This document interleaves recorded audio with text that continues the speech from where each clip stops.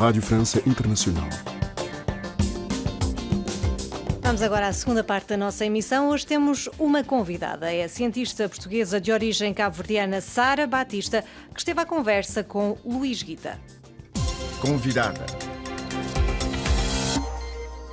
Poder contribuir para aperfeiçoar a vacina da malária é, para já, o mais recente desafio da cientista portuguesa de origem cabo-verdiana Sara Batista. Com um percurso académico ímpar, que começa com um bacharelato em enfermagem, que transforma em licenciatura e passa por 2 mestrados, um em saúde pública e outro em infecção por VIH-Sida, Sara Batista ainda arranjou energia para ser embaixadora do Next Einstein Forum em Cabo Verde, enquanto avança com o doutoramento que agora prossegue no Instituto de Medicina Molecular em Lisboa, onde estuda mecanismos biológicos e moleculares do parasita da malária. A RFI foi até ao Instituto de Medicina Molecular falar com a cientista que considera que há uma falta de visão sobre a potencialidade de qualquer cidadão do SPALOP.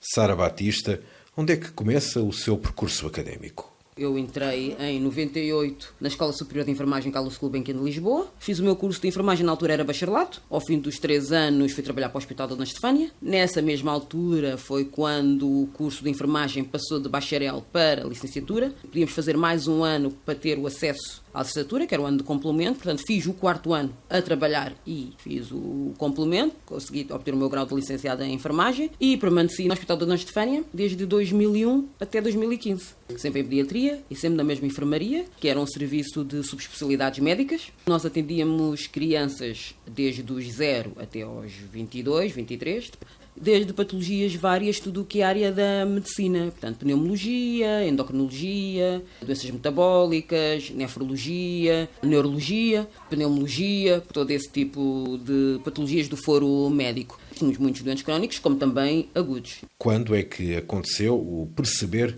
que queria ir além da enfermagem? Aconteceu desde muito cedo. Eu, ao fim de 2 anos de estar na enfermagem, já me percebi, não quero fazer isto até aos 70. Mas ainda assim permaneci lá há quase 15. Mas mesmo enquanto trabalhei na enfermagem, também fiz outras formações, tirei 2 mestrados, sempre tudo na área da saúde em geral, não da enfermagem, mas da saúde. Um primeiro mestrado em saúde pública e um segundo mestrado em infecção por VIH-Sida. Na altura nem era a pensar numa questão do doutoramento, era mesmo um desafio pessoal e ver oportunidades que pudessem extrapolar para além da prática diária da enfermagem, porque eu acho que a enfermagem, como volto a dizer, mesmo da minha altura, era um curso que nos formava de uma forma polivalente. Aquilo que o curso me deu é muito superior àquilo que na prática os enfermeiros em Portugal tinham a oportunidade de fazer. E eu acho que tinha competências, não só que ganhei com o curso, mas também pessoais e que se ganha também com o trabalho enquanto enfermeiro, para fazer algo diferente. Fiz 2 mestrados, mas o tempo foi passando e eu só continuar a trabalhar e foi quando me apercebi da existência deste programa doutoral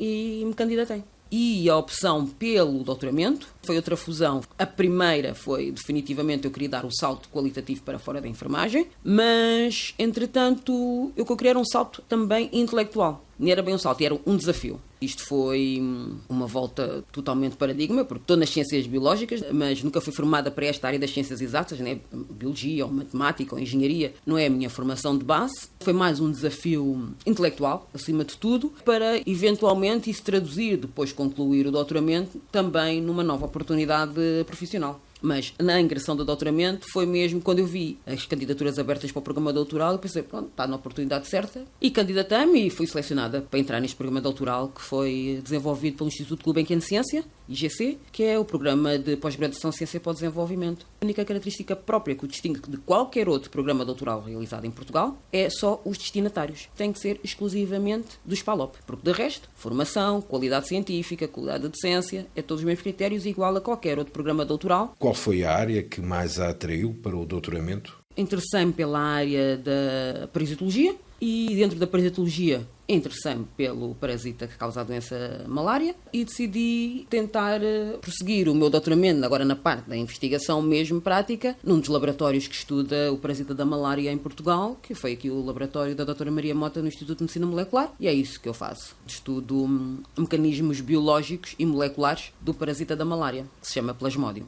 Pode explicar um pouco melhor Eu trabalho ou estudo com uma proteína do parasita. O parasita da malária é um parasita que tem que estar em hospedeiros diferentes, tem que estar num inseto, tem que estar num mamífero. Agora, no caso do mamífero, estamos a falar de nós, humanos, e no caso do inseto, é um mosquito. É um parasita que se tem que habituar a 2 ambientes e 2 organismos biológicos totalmente diferentes. E eu estudo o parasita enquanto ele está no hospedeiro mamífero, mas mesmo dentro do hospedeiro mamífero, ele tem 2 formas. Uma forma quando está no fígado e uma forma quando está no sangue. E eu estudo quando ele está no fígado. E o que eu estudo é uma proteína que esse parasita tem durante a fase hepática, portanto, que é a fase que o parasita vive dentro do fígado e se multiplica dentro do fígado. E o que eu faço é basicamente biologia molecular, perceber como é que essa proteína que este parasita tem em muita quantidade quando ele chega ao fígado do hospedeiro mamífero, e o que eu tento perceber é como é que as nossas células do fígado lidam com essa proteína. Qual é a vantagem? Esta proteína é uma proteína que está na base de uma das vacinas para a malária, aliás, é a única vacina aprovada até então. Todas as outras temos muitas em fase de ensaios clínicos fase 2 e fase 3, mas aprovada pela OMS ainda só foi uma, cuja eficácia ainda é relativamente baixa, mas ainda assim o maior composto dessa vacina é esta proteína que eu estou a estudar. E eu tenho sempre esperança que eventualmente tenha a possibilidade de encontrar alguma característica de funcionamento molecular que possa sempre ajudar a aperfeiçoar esta vacina, que até agora a eficácia ainda é bastante reduzida. E o que é que a levou a estudar o parasita da malária? Gosto das interações, talvez por causa do meu passado, como enfermeira. Sempre estive habituada a ver o contexto de agente patológico e ser humano, portanto, um agente que causa uma doença e o ser humano. E é esta interação que eu gosto. E dentro de todos os micro-organismos que eu podia ter estudado vírus, podia ter estudado bactérias, podia ter estudado fungos, escolhi o parasita da malária. Também foi uma fusão de interesses. É uma doença que é altamente prevalente no continente do meu país de origem, que é o continente africano, onde ainda tem muito mais impacto. E, portanto, foi mesmo tentar, claro que isto é um pouco ideológico e utópico, mas contribuir de certa forma para uma patologia que no mundo ocidental não causa nada, mas que ainda tem muita mortalidade, mas acima de tudo muita morbilidade também nos países como o país da minha origem, não tanto, mas outros países africanos. Entretanto, no meio do doutoramento, ainda teve coragem para se candidatar ao lugar de embaixadora do Next Einstein Forum para Cabo Verde. O que é que o motivou? Desde muito jovem apercebi-me que no contexto onde eu vivo, porque eu sou portuguesa, já nascida e criada com muito orgulho, ribatejana, ao longo de todo o meu percurso académico, afrodescendentes como eu sempre foram muito poucos e eu já tive um percurso académico bastante variado.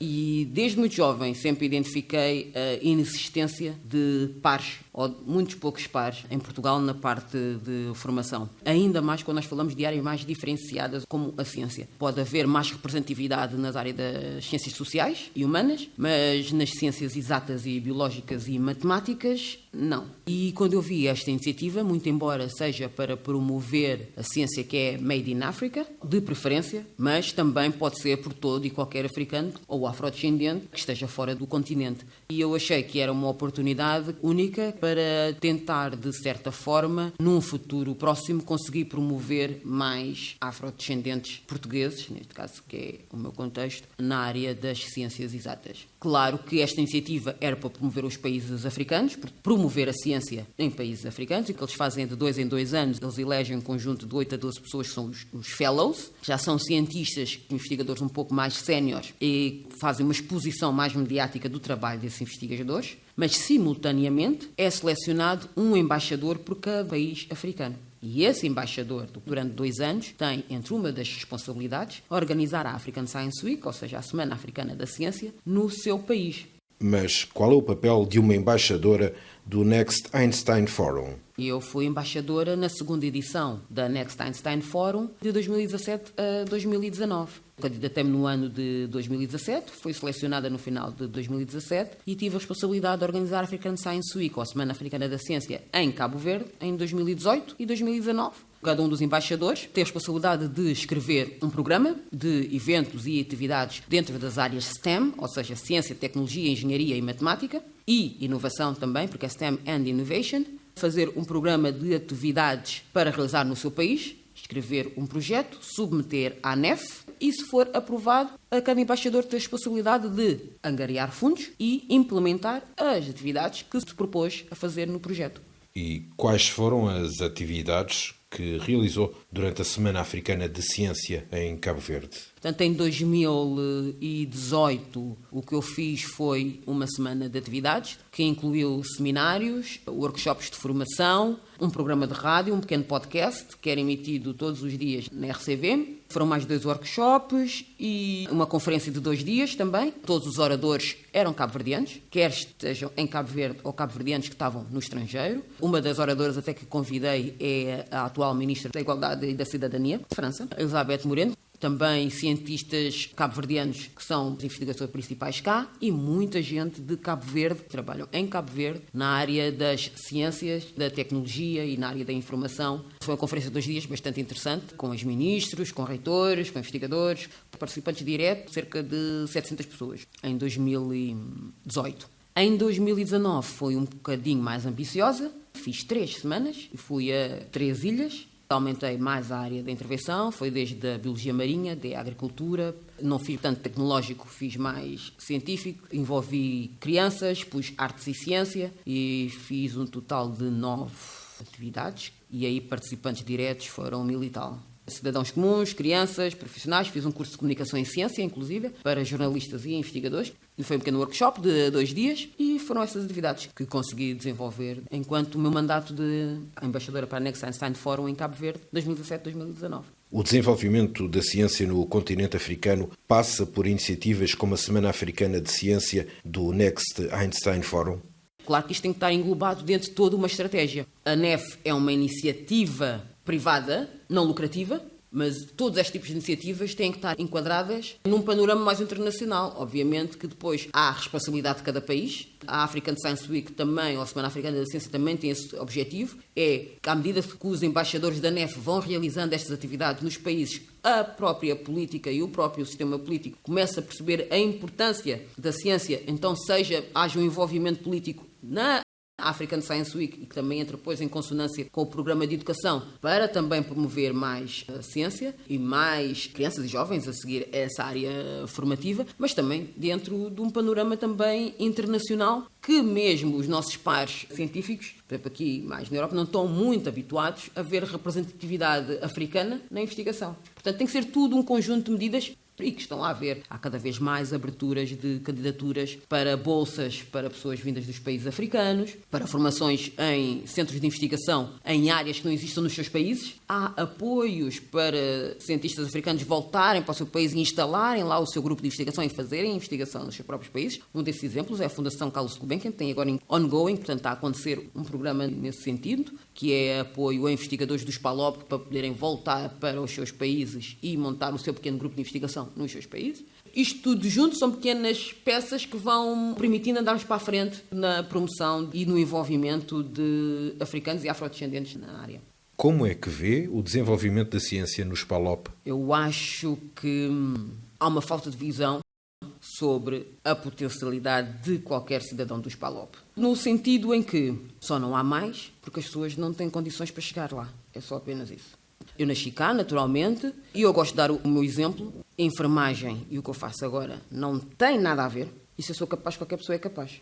Portanto, eu só sou capaz, ou só o estou a fazer, porque eu tive uma oportunidade para o fazer. O que há mesmo é falta de oportunidades. Ou às vezes as oportunidades existem, mas o destinatário dessas oportunidades ou não está aware, não consegue perceber que ela existe, porque está tão habituado a não existir que tem dificuldade em encontrar as poucas que existem, ou as poucas que existem vão para um pequeno nicho de pessoas que já sempre estiveram envolvidos dentro da área, ou então porque não há o passo anterior. Que o passo anterior é aumentar o número de pessoas que possam ter a possibilidade para ter essa oportunidade. Ouvimos a cientista Sara Batista, que atualmente está no Instituto de Medicina Molecular, em Lisboa, a estudar mecanismos biológicos e moleculares do parasita da malária. De Lisboa, Luís Guita, para RFI.